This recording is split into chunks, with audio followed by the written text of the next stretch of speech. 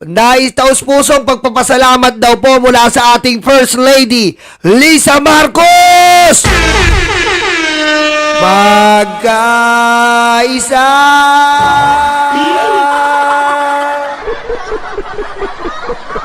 Magsama-sama!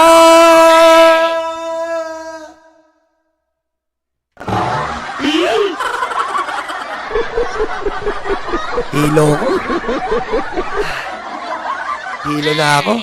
YouTube, di pa tayo tapos ha. Nagtatampo ako sa'yo.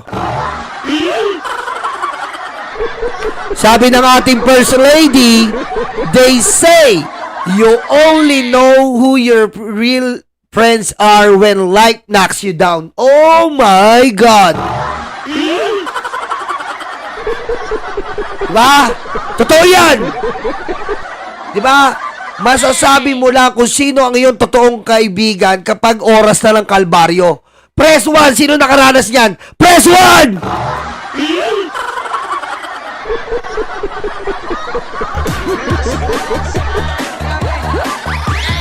Mabot na antik.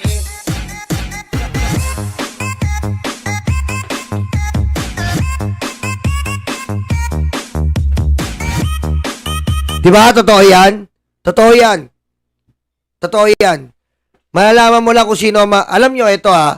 Ako, example ko na lang. Siyempre, example ko na lang. Mami Christos, sobrang kape. Wala pa akong tangalian eh. Di pa ako tatangalian eh. Totoo yan. Naranasan ko yan. Ito na lang latest. Ito na lang latest. Thank you, Ma'am Lisa. Sabi nga na, hindi matalaman mo kung sinong kaibigan mo kapag oras ka na ng kalbaryo. Ako, kinalbaryo ako ni YouTube. Nawalan ako ng YouTube. Okay? Nawalan po ako ng YouTube, pero nakita ko, andyan kagad yung BMB. Yee!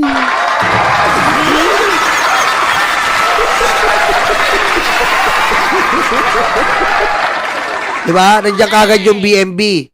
Nakaraos po ako dahil sa BMB. Maraming salamat, BMB, ha. Nandiyan yung BMB. Talagang inalalayan kagad ako kung anong kailangan ko. Diba?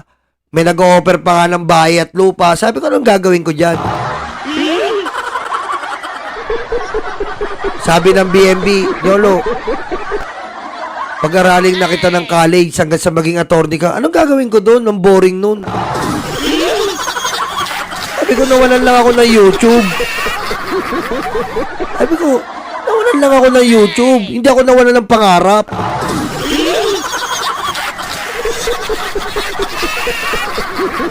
Ayan.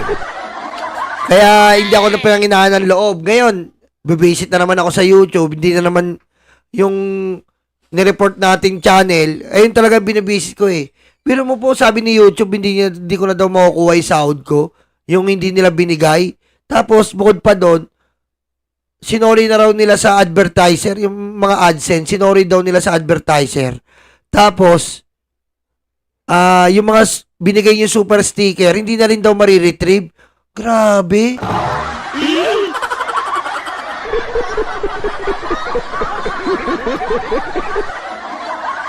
Ayan, pati mga anak ko, inaampon na nga. Ayan, sila Mami Laling, si Mami Christos, Tita Wimi, si Mami Benga. Ayan, dahil nag-aampon sa pamilya ko. Sabi ko, nawalan na ako ng YouTube, hindi pa ako nawalan ng gunita.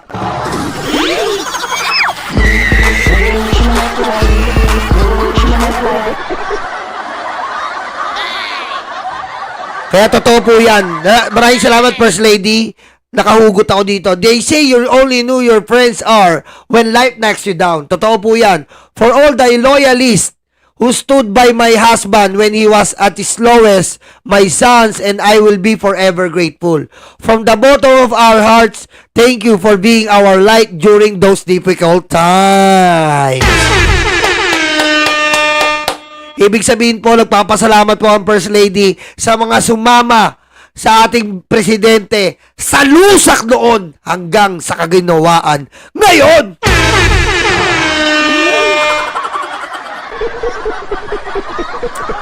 Si Filipina page na naman, oh. Ayan na naman, oh. English na naman. The First Lady would like to thank all of you from started from the border right here.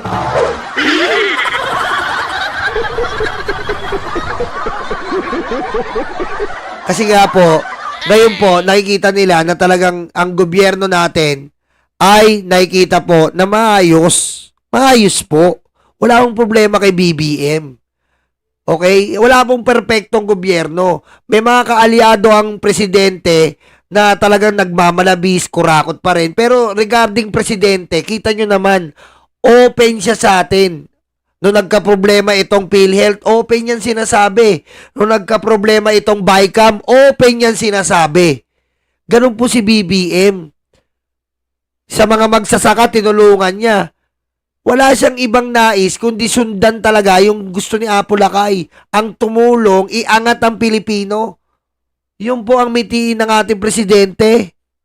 Kaya nga po nandito tayo ngayon bilang representante nyo ng Pilipino. Sumusuporta tayo dito sa gobyerno kasi nakikita natin maganda at walang pagmamalabis ang binibigay sa atin ni BBM. Pero they say you cannot satisfy all, Yolo. Yeah, we cannot satisfy all, but we can input different kinds of mind that this government is really doing well and will benefit different kinds of our Filipino people imploring the aid of the Almighty God. Because the main motive of this president of the Philippines is to help each and every one of us. So, if you want to help the different kinds of the Filipino people, so help the president. Help him to prosper. Because if the president prosper, the Filipino people will prosper also.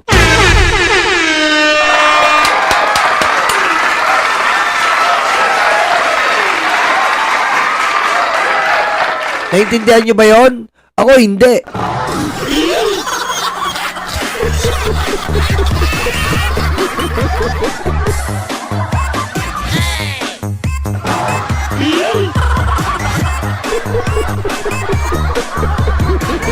O sabi ni Ma'am Eva Punsalan, ampunin ko bunso mo Yolo, dadaling ko dito sa Amerika. Kita mo, pag-aawayan pa ni Mamo Laling tsaka ni Mami Eva si bunso ko. Mag-aaway pa. Si Mami Bengay, aampunin yung pangalawa ko.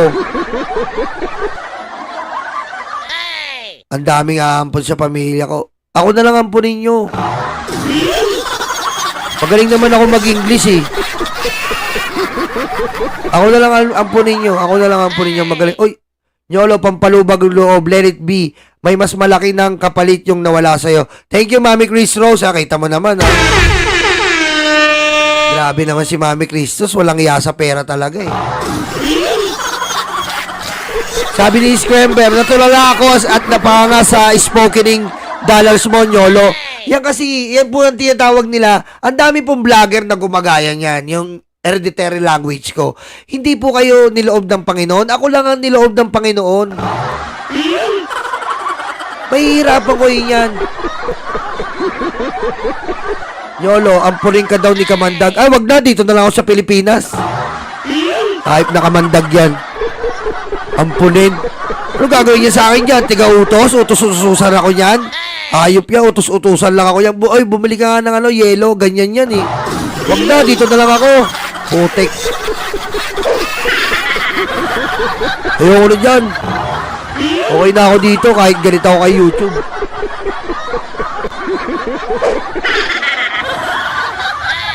Okay, dumako tayo dito.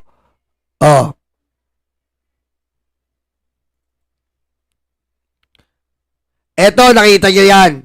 Si Mocha, si baklang mukhang may AIDS, si Magno. Bago pa may Duterte sa national level 2016, meron ng dating Dilawan supporter DDS. Totoo naman po eh. Etong mga to na galit sa Dilawan ay mga dilaw. Totoo yan.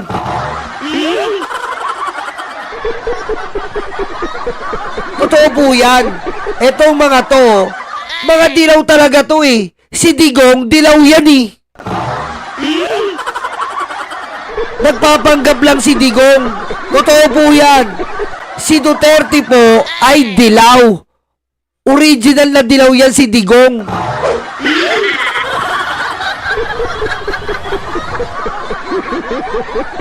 Kaya tong mga to, mga dilaw to. Huwag kayong magpapalin lang. Oh.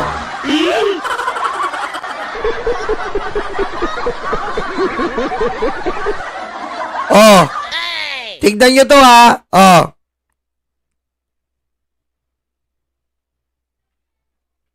Oh, tignan nyo to ha. Oh. Rodrigo Duterte, di ba 2016 lang siya nag-PDP laban. Pero si Rodrigo Duterte po, liberal siya 2009 to 2015. Yan po talaga ang ano ni Digong, oh. Tapos magagalit kayo sa dilawan, eh dilaw yan. Ginagawa lang kayong bogus niyan. Ito, natatawa ako sa mga DDS na nagpapanggap na talagang DDS sila. Eh wala naman kayo sa mapa. Dahil si Digong, nakikidilaw lang yan. Yung PDP, ninakaw niya sa mga Pimentel. Oh. Kaya nga wala sa history ang DDS. Kakalimutan niya, nasa kuyukot kayo. Anong kuyukot? Sa puwetan.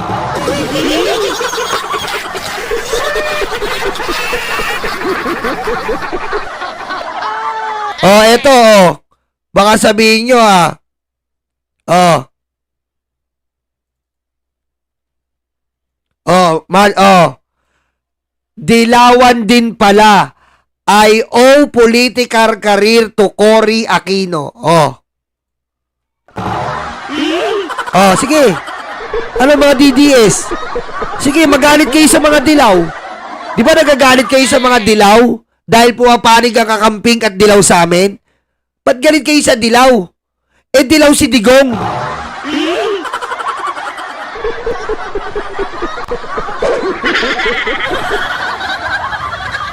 Oh, siya ang originator na dilaw. Ano sinasabi nyo na grabe ang mga... Eh di, pag nagagalit kayo sa dilaw, winawalang yan nyo rin yung presidente yung demonyo.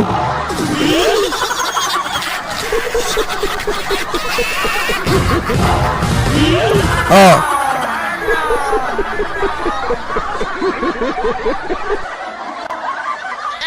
Eto pa, eto pa, After EDSA Revolution, Cory appointed Duterte as OIC Vice Mayor of Davao City. Oh, kita mo?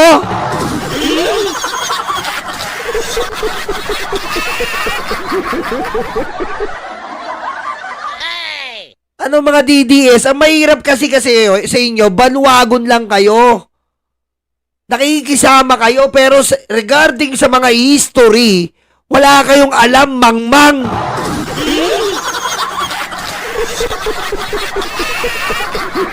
Oh, kita mo walang utang na loob tong si Digong. Pagtapos siya tulungan ng mga dilaw, oh, anong ginawa niya?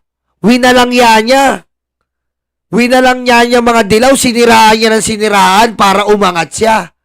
Oh, pero ang totoo, ang dilaw ang nagbigay ng break sa kanya.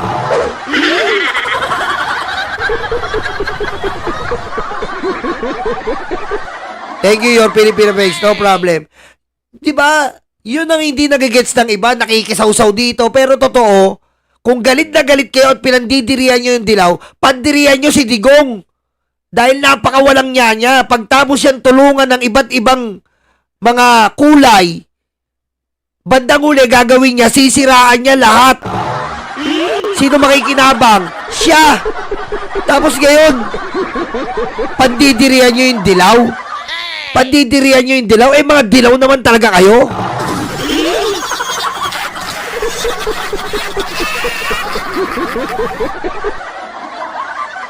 Oh.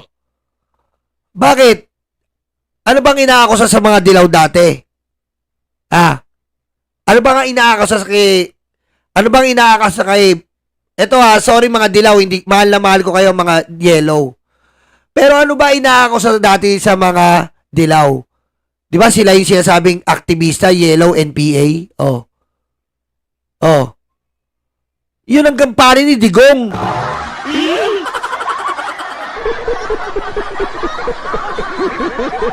Kita mo, mapapasinin ko lang ba ng history yan? Na si Digong ang totoong dilaw. Dahil pagtapos ng People's Power Revolution, niluklok agad siya ni Cory. Oh. Tapos sinabi niya na ang political career ko naging valid dahil kay Cory Aquino. Oh. Sino ang totoong dilaw?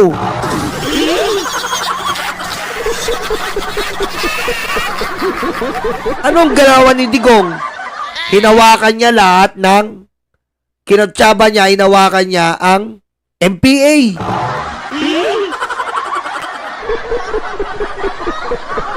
Ba't ano ba ginawa ng mga Aquino? Kinalaban ang gobyerno. Paano mo kalabanin ng gobyerno? Sino yung nasa kabilang panig? Kung gobyerno ka, nasa kabilang panig, ano? Aktivista. Yun ang mga hinawakan ni Digong. Oh. Bobo kasi kayo. Subukan yung magbukas-bukas ng libro.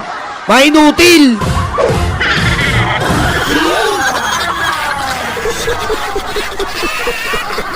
Totoo yan, Pido Dido.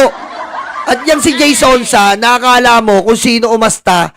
Ikaw ang isa sa mga bago pa si Cory Aquino, dilaw ka na. Ngipin mo, dilaw.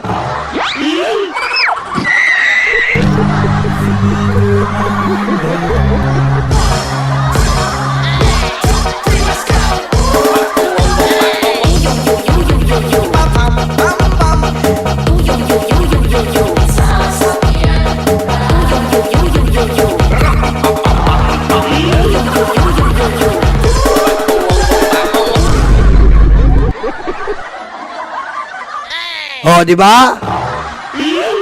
Akala mo kung si Jason sa umarsta to? Anong sabi ni Jason sa? Teka, i-ano lang natin to si Jason sa. May sinabi to eh. Teka, tignan lang natin dito Sumusobra na yung ngipin nito eh. Teka lang tignan nga natin. Ito ang originator ng dilaw eh. Ngipin niya pala, kita mo naman oh. Cavity.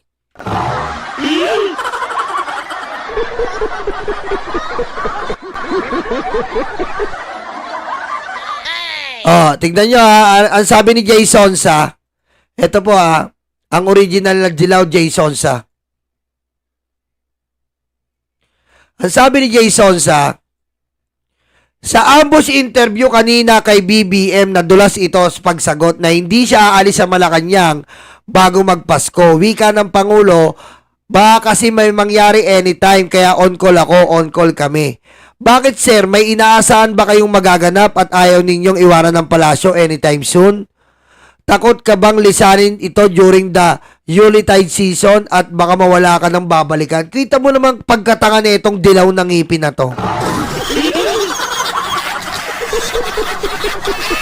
Alam mo Jason sa, kung inaasikaso mo na lang yung 1/8 na baga mo sa katawan, maawa ka sa baga mo. 1/8 na lang ang baga mo. Kaya yung ubo mo lumalabas na.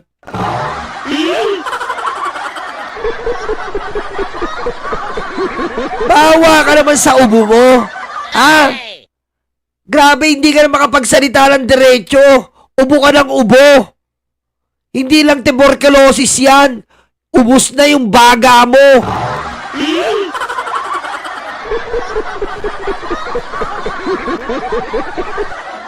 Tsaka, ang labo naman ang sinasabi mo. Ang sabi ni BBM, kung may mangyari dito sa ating bansa, ay kasi nga, ngayong December, may paparating pa ring bagyo. May inaasahan pa tayong bagyo. Oh. Ang dami pang mga inaantay na mga sakuna na maaaring posibilidad na mangyari. Yun ang tinutukoy ng presidente. Ikaw kasi, imbis na unahin mo yung pagsisipilyo, inuna mo yung pagiging ingrato. Alam mo, Jason, hindi naman masama mag-toothbrush. Kung hindi mo kayang araw-araw, pwedeng 2 times a month. Pero, kailangan yan ng isang tao. Okay? Kailangan ng toothbrush ng isang tao. Ikaw kasi, kinalimutan mo. Okay? kinalimutan mo mag-toothbrush, kaya nakatira na lang dyan ay 2.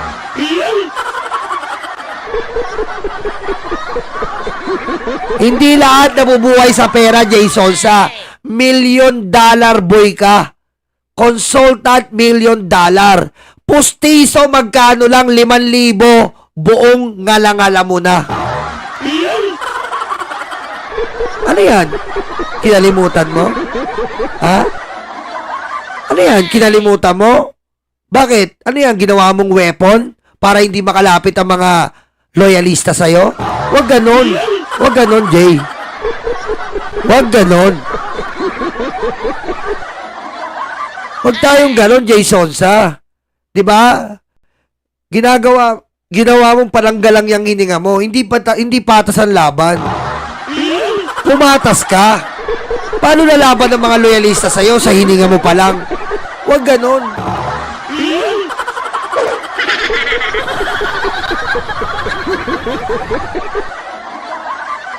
Pasko na, Jason, sa regaluhan mo sa sarili mo ng toothbrush. Kung hindi mo kaya mag-toothbrush, mouthwash man lang. Mouthwash man lang para bumango naman yung bunganga mong mabantot.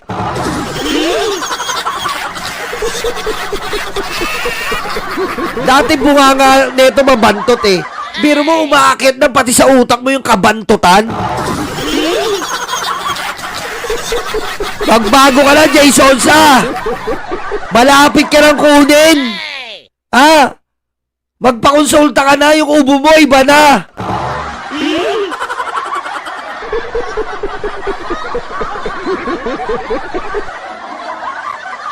Ha? Pag umuubo ka, iba na yung ubo mo.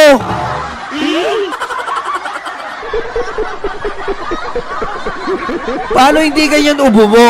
Kasi nga 1/8 na lang yung baga mo. Kaya hindi ka na makahinga.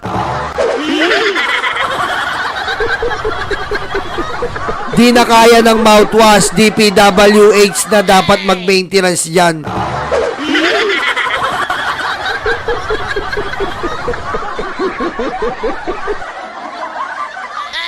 Ewan ko din sa taong to.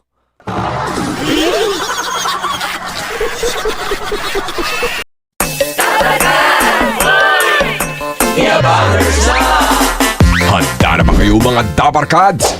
Eto na sila, The Bangers, sa pangunguna ni Tamski. Kamusta mga kababayan ko? Dapat lang malaman nyo, andito si Tamski, ang abang lingkod nyo na magbibigay at maghatid ng mga balitang solido at talagang para sa Pilipino. Hindi rin magpapahuli, si Nyolo. Kamusta mga karayuma, Nyolo Bontit at your service. At siyempre, ang muse ng grupo, si Tita Missy. What's up mga libag? Naghilod na ba kayo?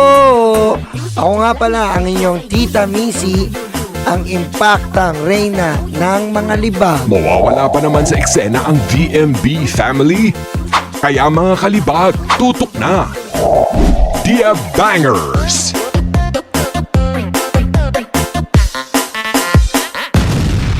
Kabahan na kayo.